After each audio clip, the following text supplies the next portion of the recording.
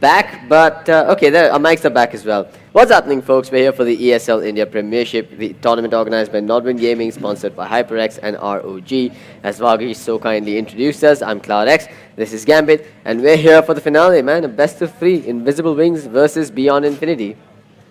Yeah, unfortunately, it's a little too early in the day, so the gates haven't really opened. So it's going to be a kind of a closed event, but for Yeah. those of you who are joining A in private on affair for Twitch exclusive. Twitch exclusive. Let's put yeah. it that way. Yeah. Well, Yeah. it's a chilly morning, but I think things are about to get very, very heated up right now. So it looks like Crowley was feeling a little bit of chills. He was completely hooded up, but I think a couple of minutes into the game, Yeah, so those things will be going speaking of chills, there's something really cool that the event organizers have done here. Yeah. They've given over hand warmers. You can see it on your screen there. The small little red pouch next to his headphones is actually a bag full of hot gel or something. So if your hands do start getting cold and your hands do get stiff because of the cold, you can always warm them up. I wish they'd given us a pair of these as well. But yeah, we're fine. We're fine sitting cozy with the sunlight now falling on us. I'm not even feeling the cold anymore. I'm just pumped for the game. So, I mean, it's BI versus IW. The El Clasico of Indian Yeah. Dota, man. A lot of people say that they're okay. Maybe you can say that we've seen this matchup too many times, but there is a feeling of nostalgia. There is a feeling of rivalry and a sense of camaraderie between Yeah. the teams as well. They're all They are buddies. technically part of one team, right? At least most of them are a part of one team. So we still don't know who has the first pick. The toss, etc., is yet to be done. But talking more about how these two are part of a team, you've got BI and IW that formally combined under one banner called Entity Esports. Entity Esports, unfortunately, not playing this tournament. But Evil Ash, their former coach, now moving into a player role once more. The ex-star support of the Indian scene, I'm going to say, is now making a full-fledged comeback. Unfortunately, former legends like Barasai are not making a reappearance. We do hope to see them in the future in other strong teams, but as of now, they're going to have to be on the sidelines. Yeah, and Prophecy as well. He's in the IW squad, but he's been unable to make it to the event, unfortunately. Yeah. So they have a stand-in, which is Pasol, who's from A5. Yeah, A5, Neji, both from, sorry, Pasol and Neji, both from A5. So this is, I would say, the top two, or rather the top three Indian teams that have now combined into two separate teams. So it's definitely going to be a stellar performance here from both sides.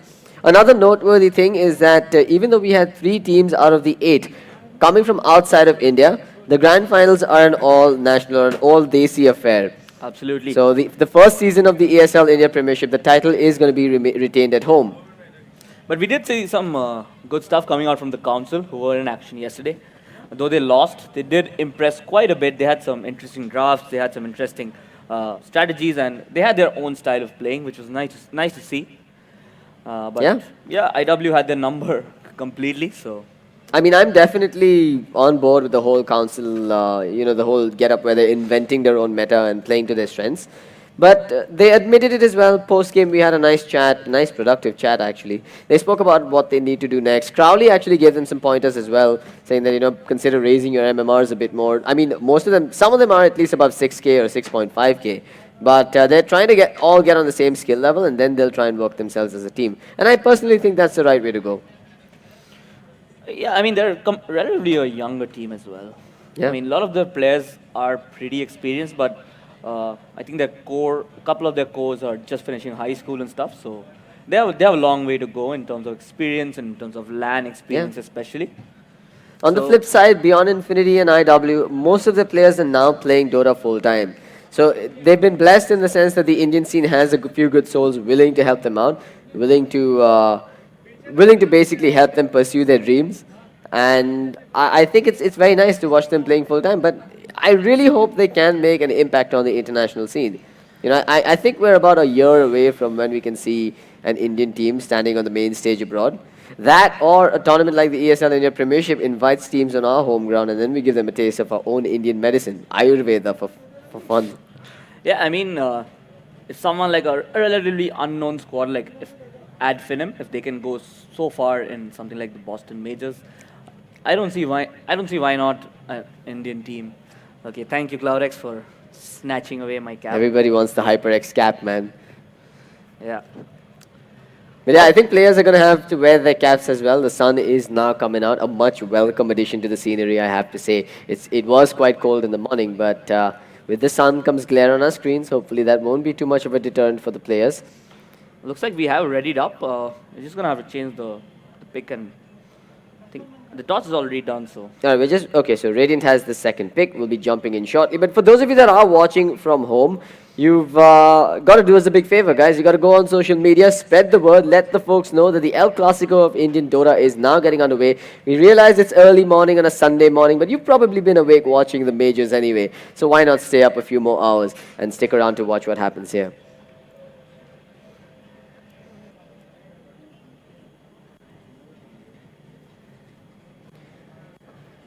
Crowley in some intense discussion with his teammates, Bari as well. Zed is Bug, the player that has now come out of retirement but has won himself multiple tournaments post-retirement as well. I think he's actually earned more post-retirement than he has in the entire season. yeah, he's been grinding MMR as well. So unfortunately, he's not had a lot of time to set up here. He came a little bit late to the venue along with us. So he may be missing a few last hits. One interesting thing I'd like to point out is that Crowley was mentioning that he would also like to play mid in the grand finale at least. He is known as a mid player, though he's been playing carry in this tournament. There's also some intense rivalries going on between the teams, guys. So Crowley actually, you guys probably heard about the fiasco with Entity Esports and Crowley and all of that. So Crowley got, I don't want to say booted, but he's no longer with the Entity Esports roster. But he's definitely gunning for revenge here. He wants to make his mark. He wants to be known as a legendary player. He's already a bit of a legend in the Indian esports scene. He wants to cement that reputation now before moving on to bigger fish. Yeah, I won't even say Indian esports scene. He's pretty much known in the SCA scene as well. Yeah. Most of the high-level guys, they do know Crowley pretty well. They faced up against him in pub matches, and he's pretty social like that. So yeah. All right, we have the draft getting on the way. Once again, for those of you that are just tuning in, you're watching the grand finale of the ESL India Premiership. We're now down to the final two, the best of three coming up between Invisible Wings and Beyond Infinity, possibly the two best teams on the Indian Dota 2 circuit. They'll start off the draft with an Outworld Devourer, first pick coming out from IW. No chance Omni Knight going to be coming out here as they banned it right off the bat. You've got a Nyx Assassin getting eliminated as well. That gives OD a cushy position in that middle lane. While BI, they're going with the Illusion lineup. The Shadow Demon and the Luna come out on the back of a Sand King and an Earth Spirit ban. So they're worried about Neji's Sand King, A35 Sand King, and of course Evil Ash's Earth Spirit. I'm wondering if we are going to see IW pick up the Lion here to deal with the Shadow Demon Illusions. they already have the OD. He's pretty good against illusions as well. So picking Shadow Demon Luna into OD. So Beyond Infinity looks like they're pretty confident with what they're working with. Yeah. Not really phased by the OD pick coming out from Invisible Wings. It's one of Archmage's strongest hero, second strongest I would say after the Invoker. Yeah. So it's been banned out on most of the games, and it did slip through. They chose to go for the Earth Spirit and the Sand King ban, so it did slip through. And if anything, I think Archmage's hero pool is a bit of an Achilles heel here for Invisible Wings. We almost always see them first pick their mid hero. It's rare that you'll see Archmage's hero left to the end. He's got a, I mean, I wouldn't say his hero pool is limited, but the heroes that he's very confident on are limited. The Invoker being, he's probably the best Invoker in the country. Absolutely. He's a very good OD. He plays a decent Tinker. But beyond these three, have we really seen him play anything else at the middle lane? Yeah, his lane mechanics are off the charts, but maybe he falls a little short in space creating, and he's a little passive as well. That's probably the only thing you can fault him with. Yeah. But we have a second pick, Rubik, coming out from IW. I'm not too sure what to make of this. Rubik as the second pick as opposed to getting the Lion. I'd also be surprised if BI doesn't ban the Lion. Although I think this is one of those games where they can't afford to be greedy and let it slip through. Because that'll mean that IW is going to have to focus their efforts on the top lane without a roaming duo. They will ban out the Templar Assassin though. So BI not going to give Swifty his signature Templar Assassin at the middle lane. Yeah, and looks like Warlock has slipped through as well. Invisible Wings, they do like to pick that up. Basol has been absolutely stellar on that hero. He's landed some very, very crucial match winning, I would say. Yeah. Infernal drops. Yeah, he's been really good through and through. And not just the drops, he's also been able to find a fair amount of farm, opting to go for the Midas almost always and then building into the Aghanims immediately after. We have a Slaughter coming out from BI. It remains to be seen if this is going to be No Chance's roaming support Slaughter or if it'll be Neji playing it on the off lane. That's where BI has a little bit of versatility. While IW, now their options include an Ogre, a Riki, perhaps an Oracle, maybe even the Lion. But that second pick, Rubik, I have to say I'm not a very big fan of it. Well, I don't mind the Rubik. Evil Ash, he's been a standout player for his team. He was really great on the Earth Spirit. So uh, I'm interested to see what he has to offer. He's a very high skill level hero. So Evil Ash, he might just be able to show us something which we haven't seen. But I like what Beyond Infinity are doing. They realize the way to contain Invisible Wings is to take out these big AoE teamfight heroes from the hands of Boja, who is A35. They take out the Sand King, they take out the Axe, they take out the Bat Rider. He's known to be a very aggressive player on the offlane. He bullies out carries. Maybe he won't get, maybe he won't be able to do it so easily against someone like Blizzard, who is 7k. Yeah. So, Tide Hunter. but still, Oh. they. So that now explains the Rubik pickup. They're going to go with the Tide Hunter to follow it up. A very tanky offlaner, one that we haven't seen Neji, or rather A35 play in a long time. Uh, how does that explain the Rubik pickup though? Because generally, you want your I Rubik mean, to be against the you're- Tide Hunter. Yeah, but you're worried about You're getting counter. yeah, you're worried about the Rubik getting picked on the Okay. other side. But you've got a Darkseer for BI. I think this is an invitation for IW to just pick up that Oracle. So good versus the Oracle, Yeah. sorry, versus the Slaughter as well as the Darkseer. I think it's too good to pass up here. Yeah, and it is one of Pasol's favorite heroes as well. I don't know if it's his favorite hero or not, but he has. I think Warlock and Oracle are the two heroes that he does. play. Hold the phone, ladies and gentlemen. We have a Draw Ranger pick. Now, a conversation earlier with Crowley revealed that if they do pick up the Draw Ranger, it is likely going to be Ingenious Archmage playing it on the carry role, while Crowley will switch over to mid. So this could be signs of a switch up coming out in the final game. Do you think so though? Because Crowley, he's been really great on the Draw Ranger. That's he's actually played that hero more than any other in this Yeah. tournament. So I think they'll still hand it over to Crowley. I mean that would be the safer choice because Archmage he does play the OD quite a bit. So Yeah, I that's don't really see the need to switch things up at least in this game. Maybe if they pick a different mid, which Archmage is not so comfortable with, something like the Puck, then Crowley can. Look at that. Look at that manly mustache that he's been sporting. Just a couple of years ago, he looked like he was born yesterday, man. It's like this guy has just blossomed overnight. But yeah, you know, with all respect to him, he's definitely been one of the standout players on the circuit. Okay, looks like Oracle gets banned out as well. Warlock still in the pool. Will Invisible Wings go for that hero is the question here. The two supports then might look a little too squishy. I don't think that will be the right choice coming in from Invisible Wings, especially considering that they have to bully out someone like the Darkseer. Yeah, it's going to be hard. There's no denying it. Leshrac going to be the final pick. IW throwing a curveball here. Okay, taking a page of Swindle Melon's book here. The Disco Pony comes out. Is this going to work though? I mean, there's such squishy supports on the side of IW. The only tanky hero in the entire roster is that Tide Hunter. They don't have a defensive support to keep the Draw Ranger alive. They don't have any other defense apart from the Astral Imprism in this entire game. BI probably looks at this Leshrac and says, meh, it doesn't matter. They can't deal with us in the late game phase. Once we get our Illusion Army online with the Luna's Manta and the Shadow Demon's Disruption, how are they going to stop us from breaching high ground? But thankfully they now have more than enough kill potential on the Darkseer. The Rubik lift into the Leshrac stun, followed by a Drow Silence, and they should have enough damage to bring him down. But Negi, he's been really impressive, at least with heroes like the Omni Knight.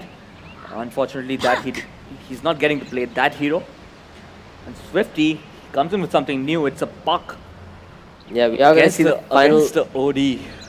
I mean, It's I not think the best lane. no, he could manage. I don't He think could it's manage, that bad. but last hitting might be a little bit of an issue though. Especially given that it's a Draw Ranger with that OD. Yeah, but he has the no chance support. He is going to be trying for some very, very cheeky stuff like looping behind and trying to pick off the courier, things like that. No chance is very, very famous for being a pesky and annoying player. Yeah, let's see what they have in store for us here. My personal opinion is that BI has the better lineup, but we'll have to wait and watch if IW's new picks, aka the Tide Hunter, the Rubik, and the Leshrac, can turn things around for them. Yeah, and one thing I keep mentioning in this tournament is that Zedisbak has been absolutely outstanding. Ever since he announced his retirement, this is his second finals. He already won a big ticket LAN already, so this is All his right. second finals. For those of you that are just tuning in, get hyped, get noisy. You've got the ESL India Premiership coming up.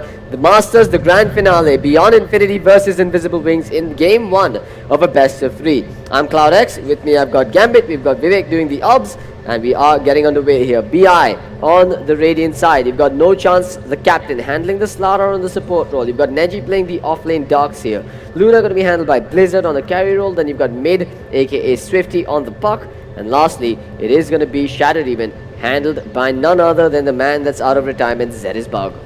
Okay, and for the side of Invisible Wings, we have A35 who's on the Tide Hunter, we have Archmage who's playing the mid Outworld Devourer, we have Evil Ash who's on the Leshrac actually, and we have Crowley on the Drow Ranger, and we have Pasol who is the stand-in for this tournament playing the Rubik. I actually thought Evil Ash will be on the Rubik while Pasol takes the Leshrac, but looks like they switched things up.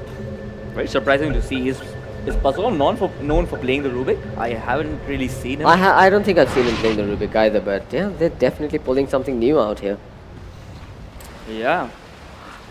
I mean, they have decent spells to steal, that I can give them. Any of Swifty's spells will be pretty great.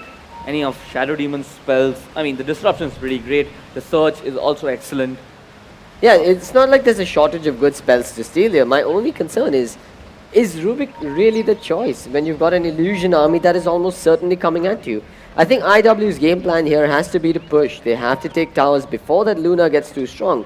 I mean, just with a Dragon Lance and a Manta style, Luna is almost unstoppable in this lineup. Yeah, and looks like Negi, he's already spotted out this ward which the Radiant has, which the Dire has dropped, so there might be a D ward coming that way. Does anyone have sentries though, is the question. No chance. Currently not rocking any sentries, but Zerisbug, he's ready and prepared with the sentries. Right, Swifty's going to claim the bottom bounty rune for himself, while the top rune should be claimed by Archmage's OD. Should be a fairly standard start, a peaceful start really. We're not seeing any skirmishes or fights breaking out just yet.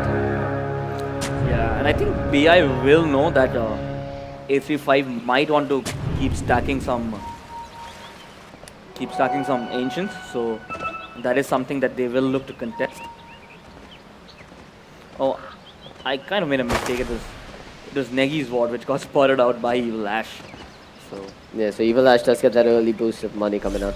Anyway, moving on with this game, it's going to be a pseudo dual lane to start things off at mid with No Chance coming in to block the creep wave. He doesn't have an observer ward placed on him. We don't have an observer ward placed down in the middle lane at all. That sentry ward, I'm not sure if it found a D ward from the Radiant side, but Archmage has begun. He started with the Astral Imprisonment, puts Swifty into a prison already, and also picks up his salve. And already Negi, he's level 1 and he's picked up the Iron Shell, so there might be a little bit of a kill potential if he doesn't level up quickly to level 2. He's actually gone in and they will be able to get the double stuns off on him. A lot of damage being dished Neji's way. And that Stout Shield is allowing him to tank up and duke it out. Evil Ash cannot stand around here any longer because you do have a creep wave coming in. He actually ended up in a better situation than he had planned. Yeah, and he's going to hit his level 2 pretty soon now. Evil Ash might try and contest him and try to delay the level 2 as long as he can, but as soon as he hits that, the kill becomes that much harder here. They cancelled out Neji's clarity, and that was his only clarity as well. That will slow him down quite significantly. Yeah, meanwhile, on the mid lane, Archmage, he's doing pretty well. He's gotten a lot of denies. Swifty, he's holding off on his own there. Yep, but it does look like Archmage could be in trouble. Swifty did jump straight past him. A few more hits will do it. Archmage, he doesn't have any fairy fires, but he survives anyway and then salves off. That was way too close for comfort for him. Swifty not taking any real damage off of that, but he does need a pause. Looks like something went wrong there. I was quite convinced that was going to be a kill. I'm not entirely sure what happened. I think he just walked out of the last hit range and... Alright, that's fair enough. Does start with a little bit higher movement speed than the buff, so that's probably what led to that kill not happening. Yeah, pretty likely. No fairy fires on him though. That's a worrisome situation for Archmage to be in. Already he takes a hit, but then he gets the Astral Imprisonment off, which prevents Swifty from jumping behind. Swifty actually attempted to dodge that with a phase shift, but looks like you can't dodge the damage from the Astral. Yeah, he is keeping OD pretty low in the mid lane. Bottom lane as well. A35 is taking a lot of damage here. He's down to just a sliver of HP, and he doesn't have a salve to work with. I'm surprised he didn't choose to consume one of his iron branches with that tango, instead just choosing to chew through a normal tree. Middle lane, Evil Ash is rotated in. Swifty's going to work on him, but he will be forced to jump away. That Earth Splitter not connecting on him. Yeah, unfortunately in the bot lane, A35 is still sitting at level 1, unfortunately, so he's not being able to do anything. He might have to pick up his Iron Talon and move straight up. Oh, he might just die here. No chance will consume the mango, but the Fairy Fire was used. It doesn't matter. They will get the Lucent Beam and then a hit off. A35 is down, and Evil Ash comes in. He gets the return kill on the No Chance Slaughter, but ends up paying for that with his life. That is Bug with the double kill on the support Shadow Demon. Is going to be more than happy with that one for his teammates. I don't think Evil Ash will mind that too much because he did get solo XP for that kill. He's already level 3. And now he can TP to a new lane and start pressuring that as well. But A35, he's hurting, man. He's hurting in this bot lane. Yeah, the bigger problem is that Luna managed to get 2 assists after that. She's already on the top of the last assist charts. And now pulls ahead in terms of net worth as well. Yeah, meanwhile, this top lane with no Leshrac inside, Negi has a little bit of a freer reign here. They can't really go for the kill on him. That's the problem, right? They have absolutely no way to deal with the Iron Shell spams coming out from the Darkseer. Both Crowley and the Rubik will have to call out a lot of consumables. We already see Crowley walking around with a salve as well as that those 2 tangos in his stash. But if things continue as they're going right now, Neji will come further and further ahead in this lane, or rather come out further and further ahead in this lane. Yeah, absolutely. Who do you think is winning the early game phase though? I mean, Crowley is getting his farm, so is Archmage, but 2 kills already on BI. I think that puts them on a small but significant lead in this early game here. Bottom lane initiation, they've got the Tidehunter inside the prison. The Crush comes out with the Lucent Beam. A35 is trapped here by his own illusions, but he's tanky enough to make a run for it. One more Lucent Beam is available. It will secure the kill, and they're not done. They want to go for Evil Ash. He turns on the Diabolic Edict and stands his ground. No chance, not going to get clipped by the Splitter. It was in the wrong direction, and now with his salve and the sprint, he's going to get out of here. There's no one to cut him off. In fact, he thought about going behind and turning around. Evil Ash is still going to work. The Ancients are helping out beyond Infinity scores. As no chance, he ends up dropping. There is a Zedis bug to help things out, but here comes Archmage. Has the Astral Imprisonment, throws it defensively instead of upon Zedis bug, who's now being body blocked by A35. Zedis bug probably going to be left for dead here. Not too many routes for him to take out of here, as Evil Ash will cut off his path. The question is, will he be able to deny himself? The answer is no, as Archmage's rotation will find him at least 1 kill. And it is a killing spree. Yeah, great stuff from Archmage, recognizing that he could rotate in to help with that kill. We were criticizing him a little bit for being passive, but looks like he's proven us wrong. Already gets a kill on the board by rotating out of his lane. So great stuff coming out from Archmage there. But this means that Crowley's been left alone up top, and with the surge, Ion Shell and a sprinted Slaughter, they almost get it, but Pasol with the lift keeps the Drow Ranger alive. That was way too close for Crowley's comfort. He was just lifting his skirt and running back to the tower. Yeah, No Chance started his animation for the stun as well, but Pasol is just on the edge of that AoE. Picks up that No Chance Slaughter and manages to dodge that gang there. Archmage going for the bottom rune. He doesn't have his bottle available, but it is a haste rune. So we could see some plays being made off of this, perhaps on Blizzard at the bottom lane. Given that they know about Slaughter's whereabouts on the top side of the map, it might not be a bad choice to move bottom. There's no Radiant Observer bot to watch Archmage either, so he could go here completely undetected. Just give me... Well, resume call does come out. Beyond Infinity and IW both having a little bit of technical issues here early in the morning. Yeah, and here's the difference between the Archmage OD and the Crowley OD. Crowley generally likes to rush for the Dragon Lance and the 4-star, but Archmage goes for a much stat heavier build. He goes for the Veil, sometimes even the drums. He's already picked up the 2 nulls, so he has a lot of stats to work with. No chance. Prepping for a gank here. There's no Astral Imprisonment available, so but there are caution pings coming out onto Ingenious Archmage. He'll survive for now. He's just going to back away under his tower. Yeah, man, those kills in the bot lane did really. Meanwhile, on the top lane, Negi, he's been gone on. Lifted, thrown down, stunned up, and with the Edict, they will get the kill. There it is. The kill potential we were talking about on the Darkseer has just been displayed. Invisible Wings, they have now taken the lead. 4 and 3, 6 minutes in. Yeah, Pasol shows his composure there. Waits for the surge to come out and then instantly lifts him up. And Evil Ash is there with a follow-up stun there. No chance. He's been sitting on this high ground here for quite a while now. Losing on a lot of time here. But finally he decides to rotate out, realizing that the kill is not going to happen on the Archmage OD. Back at top, it looks like a tower push has commenced. Here comes No Chance looking for the crush. Gets lifted and thrown back. Swifty drops down a two-man Dream Coil. The gust is there though, it slows down the push. The split earth completely whiffing, but Crowley has been left for dead and will be brought down. Everybody else is just bailing while Crowley will be the sacrificial lamb. It ends up being a 4-man rotation from Beyond Infinity, but they do end up getting a kill on the one position hero of IW, while the OD will continue to split push middle lane. Yeah, I can totally imagine what Crowley might be saying to Evil Ash right now. He will not be happy with that stun which came out. I don't even know how that missed though. Yeah, that was actually very surprising. Yeah, it was on them, but it didn't really hit them. Middle lane as well, OD getting initiated on. Here comes Swifty. The Fox illusory orb does get dodged, and that'll allow Archmage to walk away. If he didn't dodge that orb, I think he was dead. Because Swifty does have the maxed out orb by now. Or 3 levels in the orb and 2 into the Waning Rift. Yeah, great presence of mind there from Archmage, just showing how good he's on this middle lane. Dodging that puck gang with absolute precision here. Yep.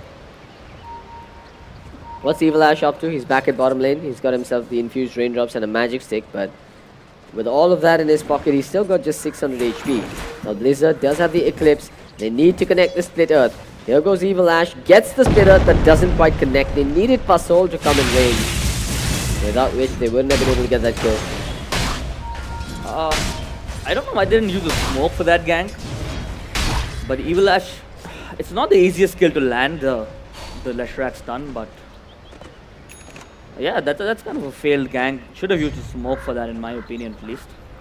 Alright, back at top lane meanwhile, you have the Darkseer pulling through to the side and cleaning up on neutral. He is getting a lot of money off of this.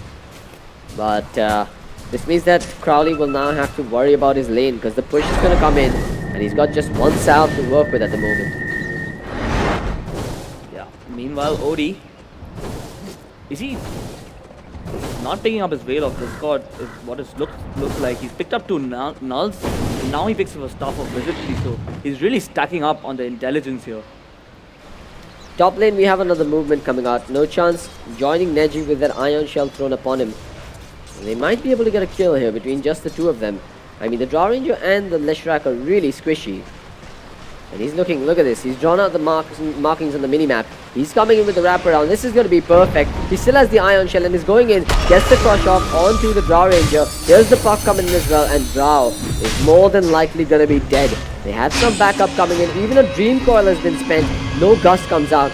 The Dream Coil ends up, well, Darkseer ends up getting the kill. Now they're moving forward. Evil Ash, can he turn around with a Split Earth? Does drop it down, but whiffs completely, and with that he might just drop as well. Indeed he will. The burst damage from Swifty comes out, and Puck will get himself yet another kill. Pasol meanwhile being scouted, they know where he is, and they find him as well. There is another illusory orb, and Swifty will find himself a double kill with that one. Here comes 835, but he's a tad bit too late to the party.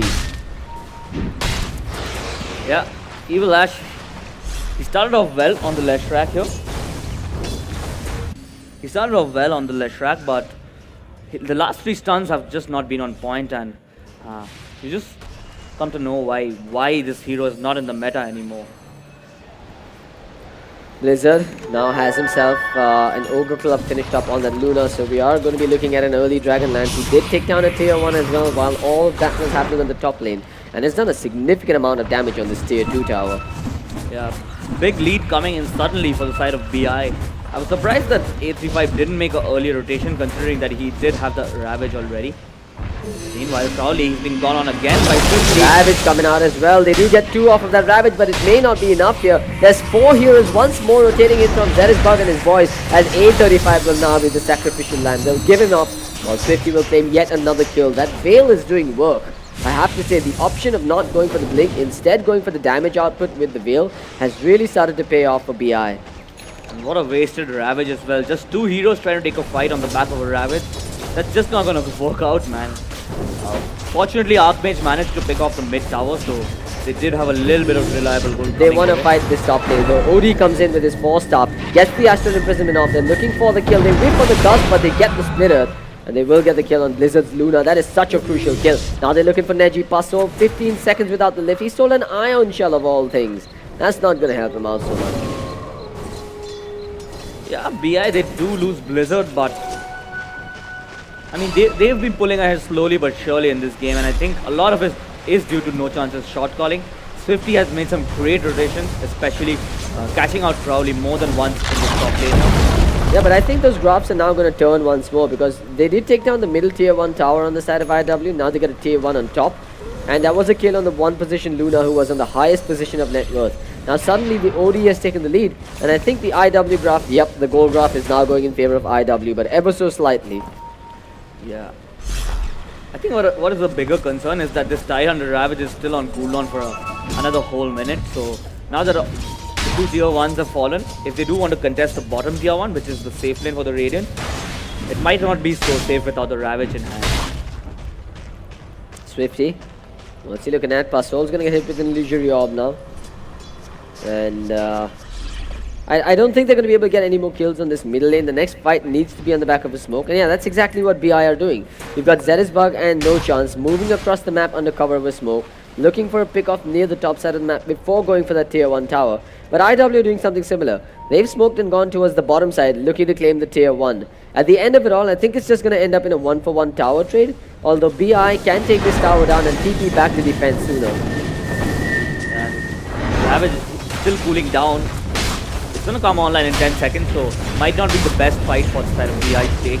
So it's probably going to be a 1-for-1 trade here. Both teams realize that they've just smoked up and done the same thing with each other here. Yeah, the choice of not going for the Lightning Storm on the side of that left track means that IW do want to take down early towers. Their game plan definitely was to beat BI before they get online in the mid-game phase, but now they have to fight when BI is trying to force fights. A35 has the Ravage, and he did TP in. There's an amp damage upon him as well, but no Blink Dagger. He is going for the mech. Pasola's coming into the fray as well. He throws down that Ion Shell on the A35, and that seems to be enough for BI to retreat. Neji's going to start TPing out, and that means that BI will disengage, while OD continues to farm at mid, and Satyricon continues to farm at bottom.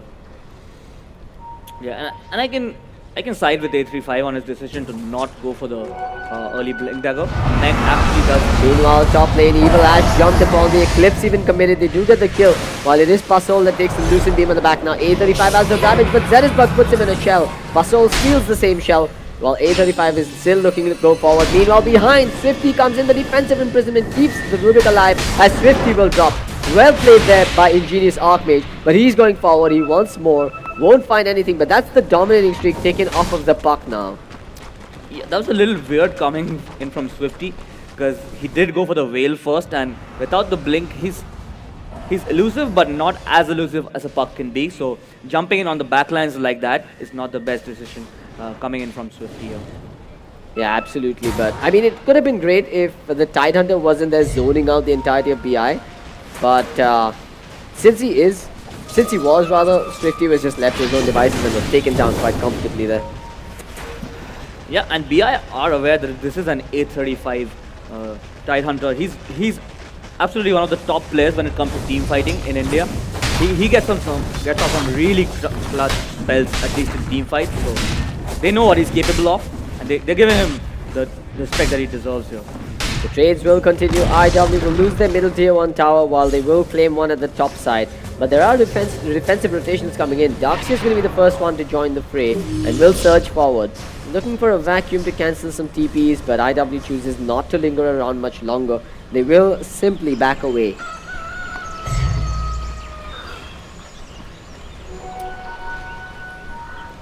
Yeah, and looks like in the meantime, Evil Ash did manage to sneak in behind the enemy lines and get a very, very deep Observer Ward planted in the jungle. So they might try and use that to catch out the Luna while she's farming the jungle.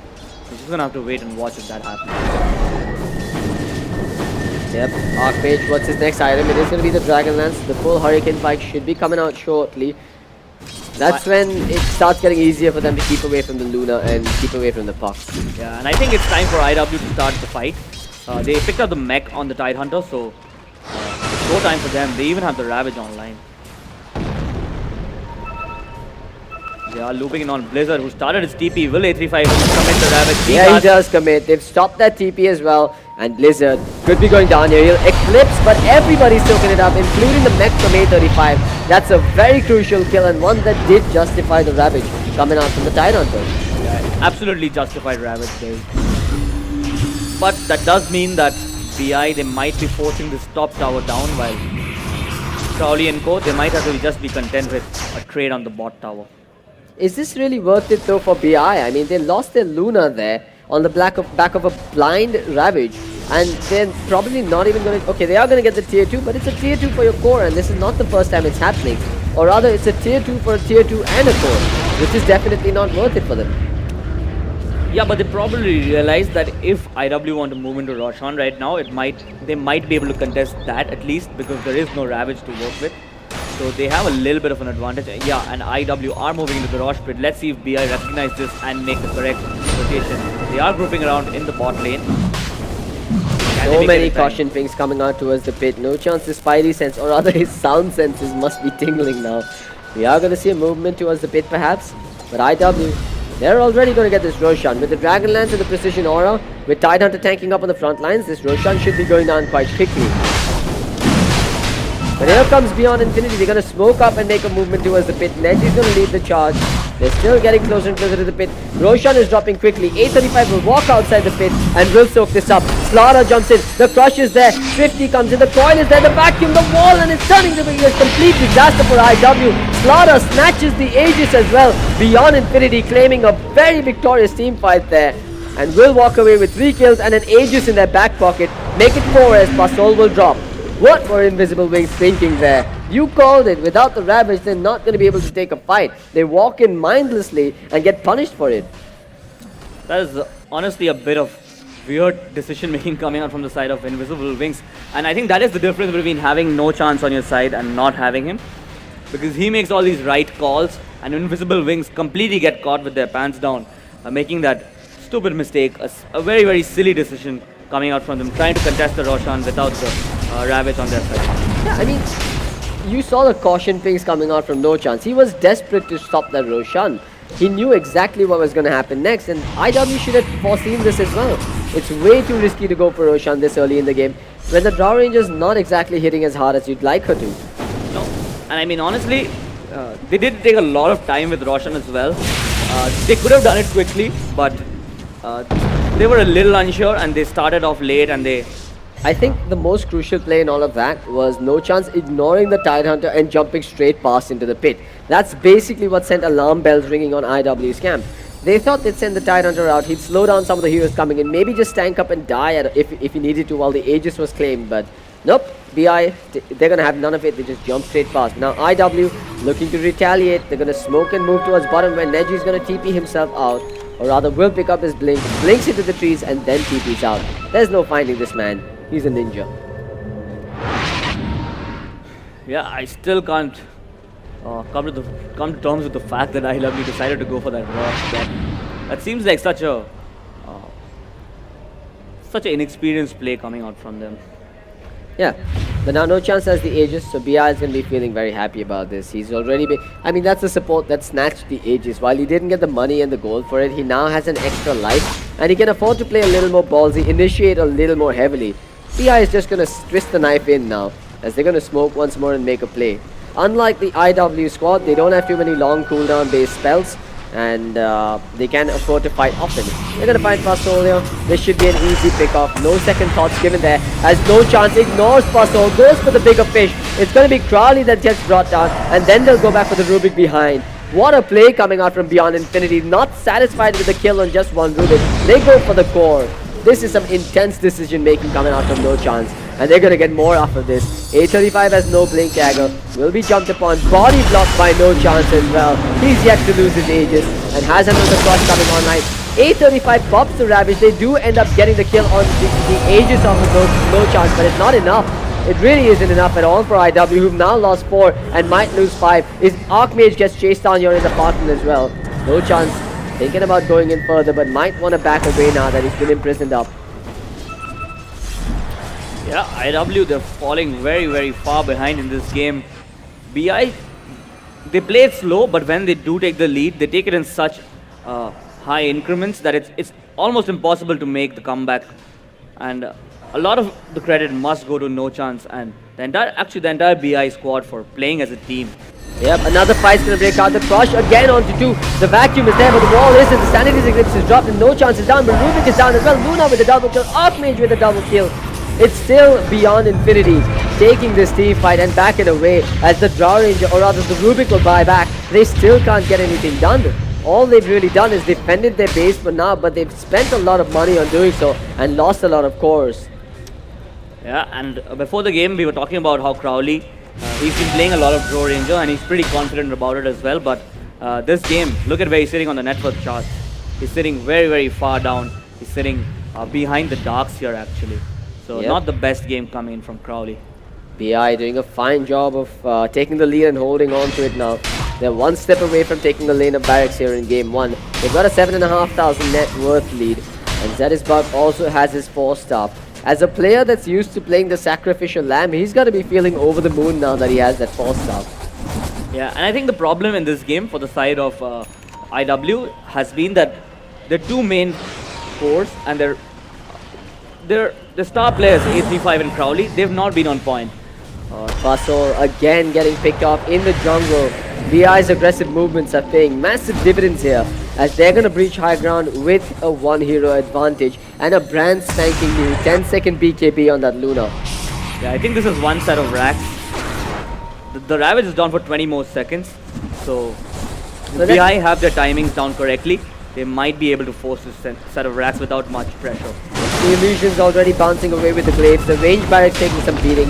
A35, look at the damage he's taking. He's forced to pop a mech. There's the vacuum wall as well.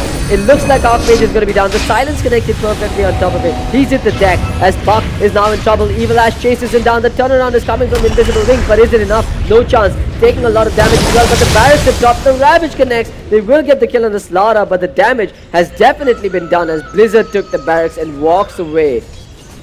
Again, IW, while they feel like they get a little bit of a recovery, they end up losing a lot more in the bargain, making it well worth it for BI instead. And a lot of credit in that fight goes to Negi, who realized that it is Archmage who is doing most of the damage in these team fights and instantly jumping him, using that whack wall combo to bring him down. Yeah, there was some really good synergy between the Darks here and the Puck there. I don't know if you caught that, but the Puck jumped in just a split second before the Darks here, got the silence off, and then you had Neji coming in with the disable. Yeah. Really well done by them. Looks like Evil Ash on the support Leshrat, he's picked up a Bloodstone already on 24 minutes. I don't know how good this is going to be considering that they are playing from 1 racks behind. But I mean, it could work, right? They've still got the Leshrak who's really good at bringing down creep waves. And eventually you're going to have the Drow Ranger as well, who I assume is now going to change gears and go for the Aghanim Scepter, maybe even for the Maelstrom, etc. Yeah, but he is getting chased down by Blizzard. Will he fall and lose some charges? That is the question. But no, looks like Blizzard not contesting this kill. Meanwhile, you've got an Archmage again getting caught out by himself here. He has the Hurricane Pike, but he doesn't get up to the high ground. Dream Coil, Disruption, all holding him in position. He'll even delay this death with the Astral Imprisonment. Here comes A35, but without a Ravage, he jumps in, gets the mech, extending his leash on life a little longer, but ends up going down anyway. But meanwhile, they will get a return kill. Again, the back in the wall. Neji on point with that one, but ends up dying as Leshrak gets the kill. Evil Ash has stacked up 2 more Bloodstone charges, but Swifty wants more as he jumps in with the Waning Grip. They can't seem to catch on to Swifty, but here comes Blizzard. Brings down Pasol with the Eclipse, but can't get any more. IW are kiting around this fight quite heavily and quite efficiently, but they are still getting the high ground breach. Yeah, BI, no matter how much they dive and how deep they go in the base, they always go for the racks first, and looks like the bottom set of racks is also about to fall. Blizzard using the Manta style illusions to clear that also. Yep, it's so hard to fight into that Luna with the illusions and the glaives doing work. The Manta, the disruption illusions, so much to work with for BI.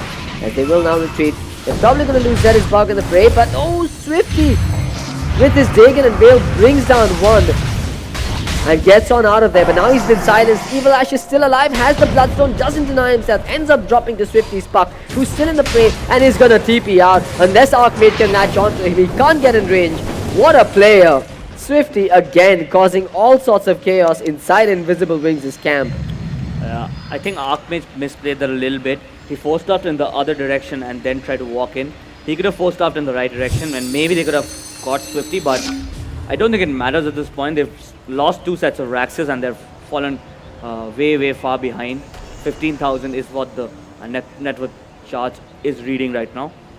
So And Blizzard is not even going for the butterfly. He's just picked up a Hyperstone straight off the bat. Looks like it's going to be an AC. Heck, he might even just go for the Moonshot here, given that it's just one last lane of barracks that they need to break. The Draw Ranger still does not have any way to break through the creep wave. She's gone for the BKB and doesn't have it just yet, while OD has just become walking food at the moment. Time and again, we see him getting picked off without doing any sort of work, and he's not building a BKB either. Yeah, the thing is with the IW lineup, they rely so much on A35 for team fights, and I'm not even talking about this game.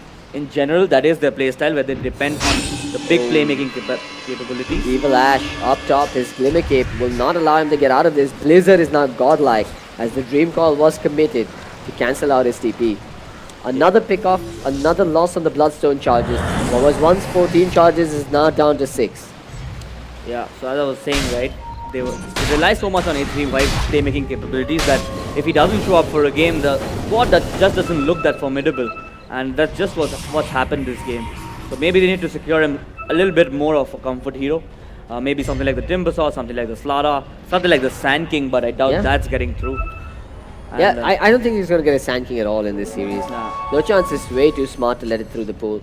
But look at this. IW not going to take this lying down. They don't want to fight when the high ground is being breached. Zetisbug is not their ideal target, but they'll take what they can get. But watch for Neji. He's going to be the one to watch for. He's waiting in the wings and can jump in. Slaughter jumps in. So does A35. Gets the Ravage. And they do end up stealing something. I think that's a Slytherin Crusher. They've got another stun available. Archmage gets the kill on Zetisbug. Has no chances. Slaughter will drop to the Tide Hunter. And then behind, they will get a double kill for Neji.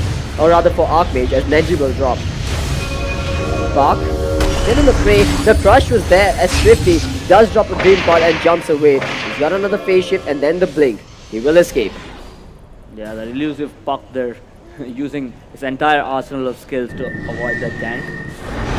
Yeah, That all IW started because you had the Slara jumping in behind and not jumping into the fray. That allowed A35 to watch the rest of the heroes coming in, jumped in with the Ravage and that Darkseer, who thought he was in a good position. They've also had an Observer Ward, but that was a Radiant Observer Ward placed down there, so they should have had the vision advantage and should have been the victors of that team fight. Yeah, and that is the A35 we know, and that is the A35 that needs to show up if IW are to take a game here. Yeah, absolutely. We do see a small turn in the graphs. Draw Ranger a little happy with that one. Now has a BKB, while OD, he's got himself another 2.1k gold in the bank. Perhaps it's not the best idea to save on the buyback money for now, because the moment Luna walks up to the base is the moment you're going to lose your buildings anyway.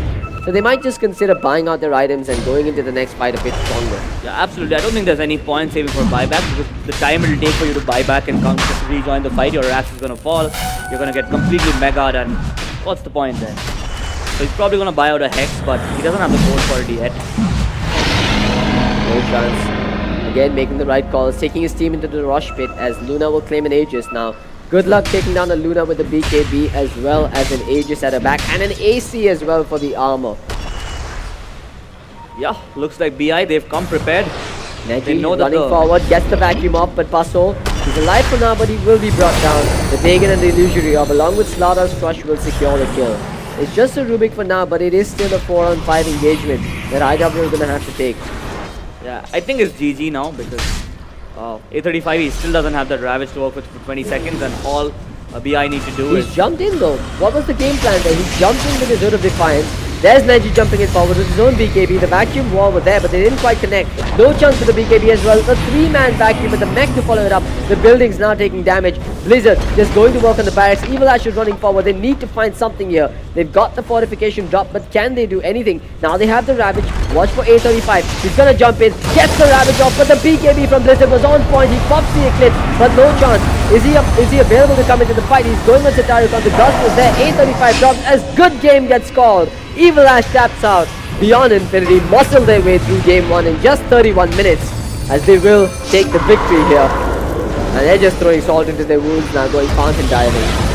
Yeah, Negi, he jumped in on the back lines, he's zoned them out completely, allowed Blizzard to do a lot of structural damage, and yeah, there was a Ravage cooling down, but it was too late from A35 there. Yeah, the BKB timing on that Luna was just picture perfect. She managed to pop the BKB just as you had the Tidehunter jumping in with the Ravage, and it ended up being a whitewash from Beyond Infinity. No sugarcoating it. Beyond Infinity took the game one. They took it very easily. The only real problems they had was somewhere in the mid game when the one smoke camp from IW worked out. But in the end, BI proves to be the better team. Stick around, folks. We're going to hand it back to our man Vargheesh. I'm CloudX with Gambit. We're going to be coming back shortly.